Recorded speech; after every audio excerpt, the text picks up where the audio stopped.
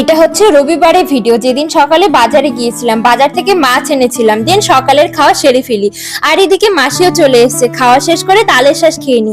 সেদিন প্রচন্ড গরমে বিরক্ত হয়ে আর কোনো ভিডিওই করতে ইচ্ছা হয়নি। আর এটা হচ্ছে পরের দিনে সোমবারের ভিডিও। বিকেলে খুব খিদা পেয়েছিল, কি আছে খুঁজতে খুঁজতে এই অনেকগুলো আগে কেনা মাখানাটাই খুঁজে পাই।